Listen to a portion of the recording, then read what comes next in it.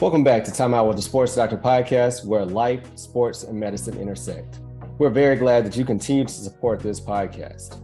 You can get the information on any platform where podcasts are played, as well as getting the video content on YouTube. But if you want to just get one place to find all the content, go to my website at Dr.Derrick, and you will find everything on that website. So without further ado, let's get into this episode. Welcome back to another episode, and we have a repeat guest. We haven't had many guests back on the show twice, but today we have Anthony Alford back. We're still in Man's coffee shop, so anyway, welcome back to the show, man. Yeah, thanks for having me. Absolutely. So we were just sitting up here chatting. The last time Anthony was on the show, he was a part of the Pittsburgh Pirates organization in the Major League Baseball. Now he's currently playing in South Korea for KT Wiz. So, I really want to just kind of unpack that journey of how you go from MLB to South Korea. And, congratulations on your new baby. I think last time you had one baby crying in the background, so now you got two. Yeah, so. yeah, he's one and he's walking now. Wow, wow. And your daughter's how old? She'll be 3 in April. Nice. Nice. Yeah. All right. Yeah. But yeah, man, time flies. Life waits on no one, right? Yeah, and it's going fast, man. It seemed like it was just yesterday my daughter was in the NICU, and now she's about to be 3. You would have never known she was a preemie because she's developed so much, and like she's very brilliant. Sometimes I feel like she thinks she's smarter than her parents. But but it's good. And then my son, he's very, very active, and they love the outdoors though, so that's a good thing. Yeah.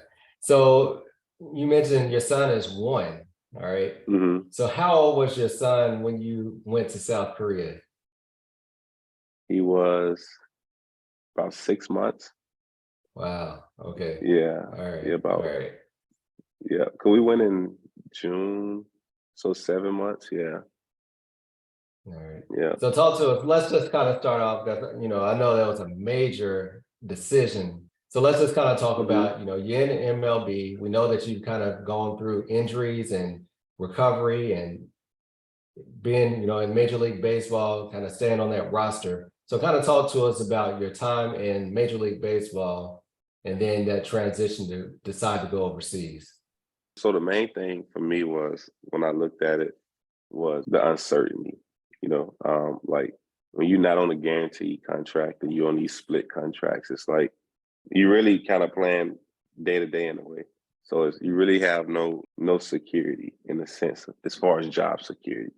But I think that was the thing that overseas kind of provided for me at this time. It's guaranteed contract, guaranteed money, like job security. I'm not really worried about the movement, the transaction, and at the same time, like you got to provide for your family too. Absolutely. So, and I feel like it was a good opportunity for me to just kind of go over there and get everyday at bats at the same time. Just you take the money part out of it, but you can go over there and get at bats everyday at bats at the same time. And like it's guys that go over there and play for a few years to come back on a big league contract. Or they go to Japan on a multi-year deal. So it opens up a lot of doors for you. At the end of the day, you still have to perform. Right. But for me, when I made a decision, I was 27 with, married with 2 kids. So it's like, I had to start thinking about my kids' future, and it's tough, man. Like it was a tough decision because you have to, growing up as a kid, it's like you always want to play in the MLB. Mm-hmm. And you have to like really accept the fact that, all right, when I leave, it's a good chance that I probably never play in the MLB again. And you have to like accept that. Right. That was that loss, right? Right. So it's like, I might never play in the MLB, but I'm going to make some guaranteed money. You know what I'm saying? Yeah. And at the end of the day, the money spend the same whether it comes from Asia or America. So but that's the ultimate goal now. So I hear you. I hear you. And, you know, I was talking about the fact that time waits on no one. And, you know, the last time you were on, we were talking about how, as a professional athlete, you have a short window that you have to make Mhm. your money for the rest of your life. Of course, you know, you'll be able to do other things, but as a professional athlete, what's the average career for a Major League Baseball player? To be in like in the actual major leagues, it's like, well, 'cause, a lot of people don't make it, so I mean that's kind Right. of tough. So, Yeah. Yeah. but for guys who make, I mean, on average, probably I can't even tell you. I would say it's probably 3 years, maybe. Yeah. You know, we talk A lot about of NFL, it's about 3 years. But like you yeah, mentioned, in the major leagues, you hear people getting drafted that never right, ever right, step onto a Major League Baseball field. right, But right. yeah, go ahead with what you're saying. Well, that because that's the thing. You can have someone who gets like because baseball is weird because it obviously goes off of service days, right? So like you can get someone who goes up and down for 10 years, but that don't mean they got 10 years in the big leagues. They could probably have only 4.5 years of service time, Mhm. So, but they've played parts of 10 years. You know what I'm saying? Parts of 10 seasons, but Right. everything is based off of service time. So I think that's the difference in baseball and a lot of other sports. Usually in basketball, when you get drafted, you that. Football, you Yeah. get drafted, you that, unless you're on the practice squad. But baseball is it's totally different. Like because you got the 3 years, then you go through arbitration for 3 years before you even hit free agency. I mean, you done played 6 years of baseball, professional baseball, before you're a free agent. So, baseball is it's a little different than other sports. Yeah. You know, I think in my mind, or, you know, some lay people or just the average fan, you say baseball, guaranteed contract, you know, that's the life, but you got to make it to that point first, right? Yeah, yeah, you definitely you got to get to that point because, like, for me, I just played under my first guaranteed contract, and it's been 10 years since I got drafted. You know what I'm Wow. saying? Like, Yeah. it's been like split contracts before then. Obviously, like if you up in the big leagues, you're making good money, but up until this point, it's been split contracts. But that's why I say like career, it provided me guaranteed contract. Obviously, when I got drafted, my signing bonus was guaranteed and stuff. But everything in between that point, like you like scraping and scratching and clawing for every, you know what I'm saying? So it's just it's totally different. But I think that's why a lot of guys like Yasiel Puig, right? Like a lot of people know who he is. He played, Right. was a superstar over here. He was in Hmm. South Korea. He was in South Korea last year. Really? I I did not played. know that. Yeah, a lot of guys are overseas. That like a lot of big league guys are overseas. Because I mean, it provides you, opportunity to play every day. Because I Yeah. mean, half of the battle is getting the opportunity and getting every day at bats. Yeah. So To get into a rhythm, right? right, right. Because Yeah. man, it's tough. It's tough coming off the bench. I didn't because when I first got to Toronto, I was coming off the bench. When I first got up in the big leagues, and that was my first time ever doing it too. I didn't really learn how to come off the bench until I got to Pittsburgh, Mhm. and it's more of like that National League mentality. You know what I'm saying? So that's when I really learned how to do it. That's a job you have to learn how to do. But it's definitely tough. That's why guys' numbers aren't really. I ain't gonna say that's why, but like it's hard to That's put up a numbers when you. contributing factor, right? Yeah, it's hard to put up numbers when you're coming off the bench. Because you don't have that consistency, right? Right, right. You might start a game and be 0 for 2, right? And then you get pinch hit for your third at bat. Hmm. And then the next time you start, you might be 0 for 2 again. You know what I'm saying? So like in 2 games, you 0 for 4 when really like that's one game worth of at bats. When Right. and a lot of times too, like I done been 0 for 2 during the game and ended up 2 for 4. You know what I'm saying? About just the fact of just playing that whole game. You Right. know what I'm saying? Right. Like, or I done started out 0 for 3 and ended up 2 for 5. So like, and then like when you coming off the bench, it's like you pinch hitting a lot. Hmm. Like I haven't seen a pitch all game, but I got to go Right. face this guy throwing 98 at the bullpen. You know what I'm saying? So it's like, so Yeah. it's a Yeah. lot of it's a lot of things that. But the guys that can do it, man, like it's some special guys who are. good at coming off the bench. One of my close friends, his name Dwight Smith Jr. But he was like he come off the bench, like no matter who was on the mound, like he's gonna put together a good at bat. He's Yeah. obviously not gonna get a hit every time, but that was a role that he done really well. Yeah. So we talk about a lot about kind of mindset and performance. And I think, like you mentioned, coming off the bench or being like a closer, I always joke about a closer. You might come, you make all this money, you throw 15 pitches, but you Yeah, have no time to warm up. Your warm up is, backstage, it's in the bullpen. But as yeah, soon as you step up to the plate, as soon as you step on that mound, it's time to perform. And you have hmm 10 pitches to get it done, or like you said, you got 2 at bats, everybody looking at you, and they're like, all right, if he doesn't make this hit, we're already going to bench him, or he's going to be sent to AAA. Talk to us yeah. about that pressure and the performance, and where do you have to be with your mind to kind of just quiet all that? Well, honestly, man, like what I've kind of learned is now, I wasn't thinking this then, but like we put that pressure on ourselves a lot of times. You know what I'm True. saying? Like, cause you gotta think like these guys who's the coaches and the GMs, like they've seen a lot of baseball. You know what I'm saying? Like, so Mhm. they understand how hard it is to be in that role. And the moves that are gonna be made, they're gonna make that regardless if you succeed or fail a lot of times.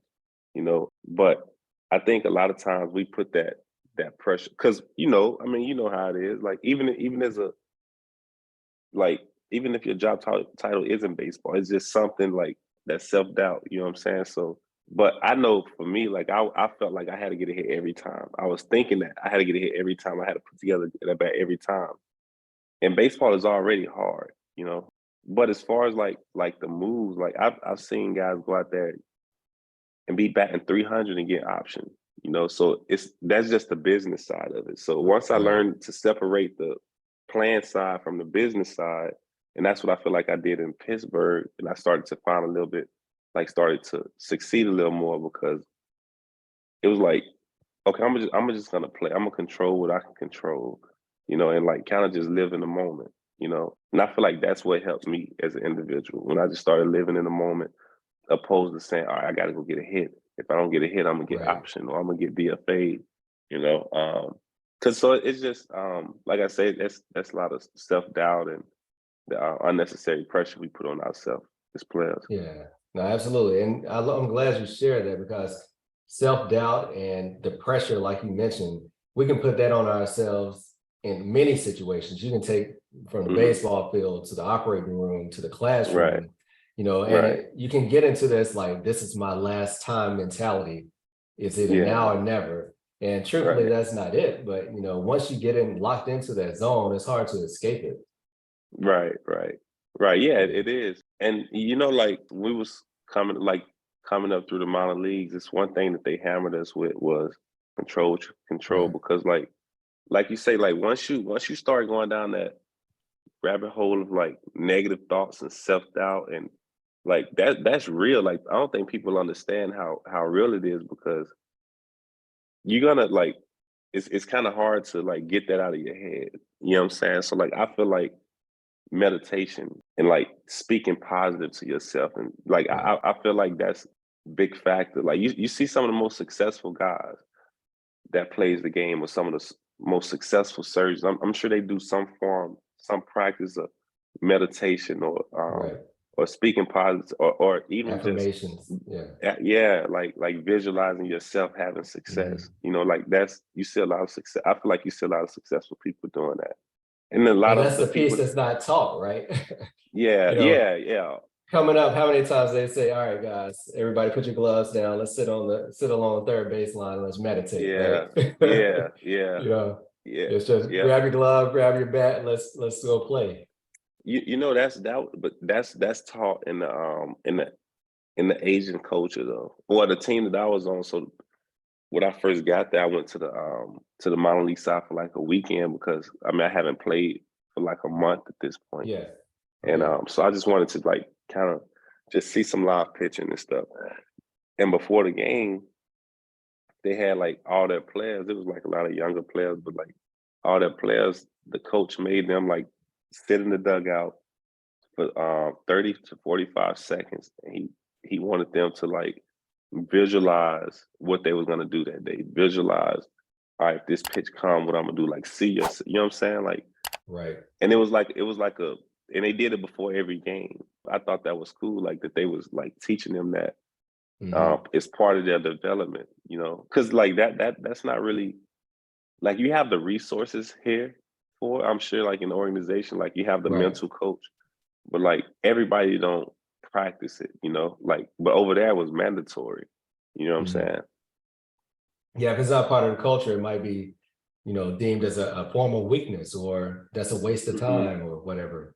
But Right, if the organization prioritizes it, of course, the players are going to take on that identity. right, yeah, Let's talk about the fact, like you mentioned, got a 6, 7 month old baby. The phone yeah. rings, your agent say, look, we can go, I got this contract for you, guaranteed money, South Korea. What's going through your mind? Sign me up. That's it. Sign me Because up. I was already frustrated at this point. I hear you. So once I got hurt, like my hand was bothering me, so I stayed back, and I had to do a rehab assignment because I missed like the last week and a half of spring training, Yeah. and so I missed opening day. I did my rehab assignment, got called back up to Chicago. I was up there for a few days and got DFA'd again. So I go back on the waiver process, clear waivers, I elect free agency. And so I'm sitting at home for a few weeks. And so no one's giving me like a big league deal. So it's some minor league deals that comes up. But like, I mean, so I ended up signing with Cleveland. And I was in AAA with them. And it was just a frustrating like start of the season for me.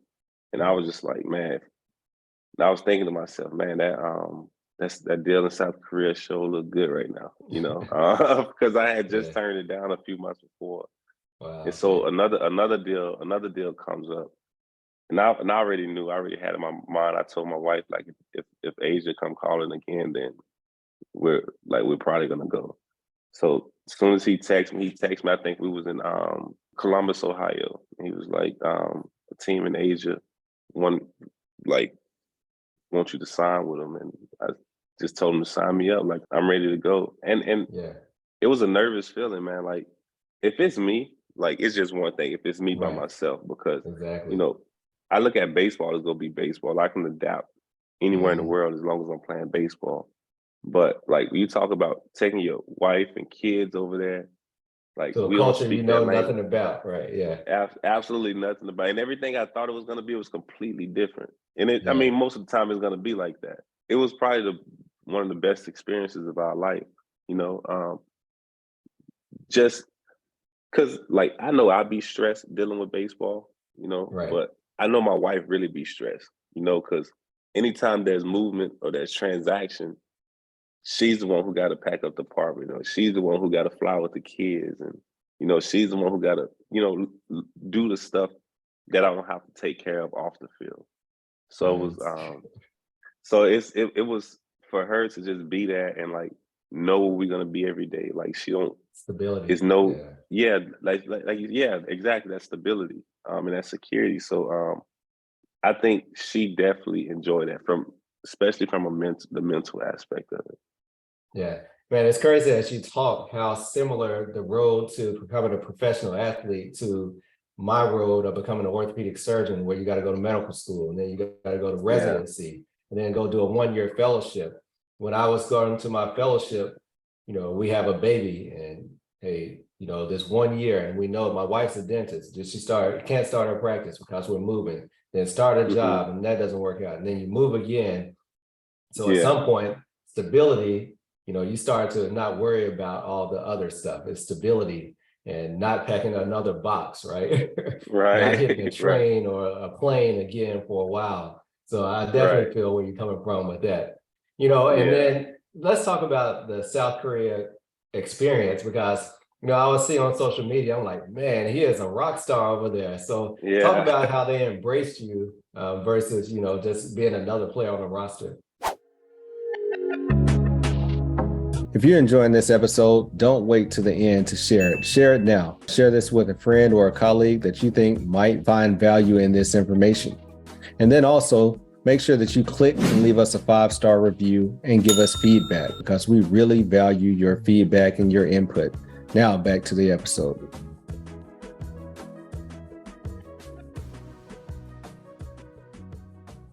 Yeah, so they look at their foreign guys. So each team have 3 foreign guys, and the foreign guys are usually more popular ones. Like you say, the bigger like rock stars on the. But yeah, it was great. Like baseball is baseball, but Right. man, the love that the fans show. I remember like after my first game, and it was like it's literally like a red carpet type deal. Like when you walk out the clubhouse, and it's fans standing on both sides, and it was like I've never really seen it, because like as soon as I opened the door, it was like a bunch of lights just hit me in the face. Like I couldn't see anything, and it was like people were screaming my name, and it was a great feeling to be embraced. And then obviously like once I got settled in, I started really like just performing and doing well on the field. So we'll be walking and like just around the city, and you just see like random cars just, hey, out, because they say like that's how they say my name, Alford. And you Okay. just hear them scream my name, like they'll scream my name and just start doing my little celebration thing. And Yeah.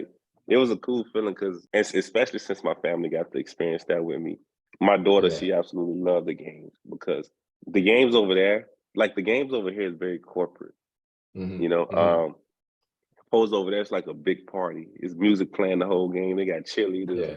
Like we It's can be almost like down. the soccer atmosphere, right? Yeah. And the same thing in Latin baseball. That's why you see those Latin guys play with so much swag. That's just part of their culture. But yeah, like it was a lot of fun, man. The fans are very passionate. You can be down 10-0. Like nobody's leaving the game until the last pitch is thrown. So they're That's very, very awesome. passionate. Yeah. Yeah. So you mentioned your celebration. Let's see your celebration routine.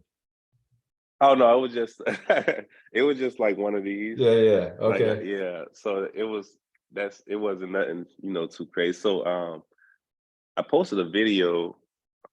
Well, yeah, we posted a video. My daughter, she was watching, we was playing an away game, and she was watching the game, and like she knows, she's aware of what's going on. Yeah. And and I got a hit, and she like got all excited, and then like when Yeah. I did this on TV and she did it back. Yeah, I think Yeah, I so it was saw pretty that. cool. That's awesome. That's awesome. Yeah, yeah, And that, I mean, that's part of your family is a part of the team now, right? A part of your right, yeah, culture. And, right, they're getting to experience life outside of America as an infant. So, I mean, you're over right, there a little while, they'll be speaking a language where, you might never learn the language, but they're going to pick up on it. So I right, think it's such an right, awesome experience. And so many things that as we travel the world and you get to see the cultures, you appreciate people, right? And right, the more I see it, the more I'm like, wow, we're more alike than we're different, to be honest. right. Oh yeah, 100%. And like I think one thing my wife really appreciated, like how safe you feel, because you know we've been to quite a few countries, Mhm. and like I think the top 3 was South Korea being one, Australia being another one, and Canada, right? Like Mhm. their gun laws, like we had a nanny, a full-time nanny over there, and she was from Malaysia, and she talked about how scared she was to come to America because of the Wow. mass shootings that they see. And you see that a good bit, Yeah. but I mean over there, like my wife, I mean, obviously the time difference is such a big change. So she would be up from like 12 at night to like 8, 9 o'clock in the morning with the kids, because their sleep pattern is messed up. Okay. Like she'll get Right. up at 4 o'clock in the morning and walk a mile down the road to Starbucks. Like when Yeah. everybody like in the middle of the night, but Yeah. like you felt that safety in that country, like, and obviously the CCTV everywhere. I tell you what, like when we first got there, when we first got to our apartment, my translator met us outside the apartment, big one of these big skyrise buildings, Yeah. and I had all this luggage. We got all this luggage off of the van, out the van, And he was like, yeah, you can just leave that down here in the corner. We'll just come back and get it later. I'm like, bro, you crazy? I'm not leaving my Right. like My stuff? I'm Nah. yeah. I'm I'm like, bro, getting I live set in up. What's going on? Right. like I live in Hattiesburg, bro. Like we don't do that. I Yeah, won't even leave it exactly. outside my house. Right, right. Yeah. But You pray but if you leave your doors unlocked overnight and you walk back and everything is good. yeah. So but like I think that was one of the biggest things was the safety that you feel over there. And it was peaceful for me too, just knowing that they was in good hands. Like when I was on the road or I wasn't around. Yeah, no, that's awesome. And talking to us about the brand that you launched. It was more just something my agency they came up with. I have to send you the link because I haven't shared it in a while, but it's just because I know a lot of people from back home be wanting to, support me like with like I might be on this team this year and Hmm. they might get something like they might get some Blue Jays gear and then now I'm on the Right. Pirates Good and now point. they gotta Good get point. Pirates gear. So it's just a way like they can if they want to just support me, like you don't have to support the actual team. Like, but if you wanna or buy gear for the actual team, if you want to just like support me, then you can do that. It's just an AA, my initials, and you got like hoodies and hats and shirts and stuff like that. And I think that's the beauty of what's going on in sports, especially college sports right now with name, image, and likeness, is that truly you are your own brand, right? We Right, get so right, used to taking pride in putting on someone else's jersey, but you are the brand as Anthony Alford. And right. that's why the people will go crazy when you step out of a car and whatever, because they Hmm. want you as an athlete versus you as a Blue Jay, you as a Pirate or whatever. So I think once you Right, can embody that and kind of embrace that, you really move differently and you can embrace being you as a person more so than right, just you as an athlete, right?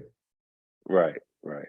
I mean, you capitalizing off of your image and likeness. At the Right. same. I mean, they're doing it. The Yeah, team is doing it. 100%. 100%. Like we over here in MLB, we would like get a licensing check every year for them to use Mm. our name and stuff. So, and my wife, she tell me all the time, like, you were just born too early. Like, if you was in college now, then you know what I'm saying. Like, and I wish Yeah, I was. especially as a dual athlete, right? Yeah. As a dual athlete, I mean, I would even been tripping about um Yeah. a lot of stuff. So, but I mean, I'm glad to see that they're taking care of these kids, though. Yeah, yeah. And truly it's still only a select few, right? I mean, it's mainly your football athletes. We know there's a disparity between still football and basketball, especially male sports and female sports. So there's a lot to be worked out, but I think it does allow people to monetize their name, image, and likeness Hmm. because it's already being monetized by the institution. Right. Oh yeah, 100%. Um, Yeah, and the thing with football too, man. Like, I mean, everybody know like football is going to generate the majority of the revenue that comes right. into those colleges. So I mean, they should have been getting paid. I mean, obviously you got the schools like Duke and North Carolina. Basketball probably is it for them, Right. It's a but select few though. right, yeah, but not. I mean, a lot of times it's going to be at football. So yeah, on Timeout with the Sports Doctor, this is your final timeout. So, we talked about your journey from minor leagues, major leagues, injuries, and now here you are in South Korea, still playing the game you love, still able to take care of your family. So what I want you to do is just kind of speak to how the mindset that you had to shift between, okay, I want to be in the major leagues, so I want to take care of my family, because there's another athlete that's going to listen to this and they're, I don't want to leave. I'm trying to hold on to this career in the major leagues when I have other options where I can still, monetize, make money off my profession and still take care of the people I love. So just kind of talk to an athlete who might be struggling with that. I think you have to, assess your situation too. Like for me, I had just had my second kid. Some guy might be single and not in a relationship. It's probably different for him. So you can still afford to, chase that dream. So it's every situation is different. But like I think that's the thing. That's the beauty of baseball. Is you can go all the way to Asia and make millions of dollars. There's opportunity over there. Opposed to like, or if it don't work out in the States, then you just like, no, it's you have so many more opportunities with I know that with baseball. Like I know football isn't like that. Basketball might be, but I know because it's like baseball is universal, you know. But yeah, I think you have to look at the situation. If it's like, do you want to be in the limelight, or do you want to take care of your family for the rest of your life? You know, so it's because obviously if you play in the MLB, they're gonna be shown all over the world, you know. But I mean, Korea, like you're not gonna really see a bunch of Korean baseball games on TV here, but your pockets are getting fatter. You know what I'm saying? So it's like, so you just have to. I think What's the important? situation is Your different. priorities, Right, right. So, like for example, like one of the factors, one of the reasons why I turned the first contract down was because my son was born. You know, because like my son was born November 11th, I would have had to leave in January. You know, and I just wasn't ready for that at that time. The situation didn't call for me to go overseas. But a few months later, it was like, okay, I got 2 kids in diapers. You know what I'm saying? So it's like, I probably should go make this bread real quick and I'll just come back. So yeah, so it's just like, it's just the situation. It just the situation changed a little bit. Well, my thought process changed a little bit. And man, you got some guys who go over there and play 4 or 5 years, you know, and like make life changing money that they never would have made over here. So, like I said, it's just it's the situation for a lot of people. And truthfully, now you're an international brand instead of just a United States brand, you know, and that plays a major role as well. Yeah, I seen some people wearing some of my apparel over there, so that was pretty cool. Yeah, absolutely. And you know, I forgot that our sons, I knew that their birthdays were similar, but 11/11. Yeah, so they share the same birthday. So that's special. Yeah. So it's been great, and then it's went by so fast, man. Like it went by so. Matter of fact, like it seemed like it was just 2020 yesterday with COVID. Like these past few years has been crazy. You're These past absolutely few years right. have been crazy.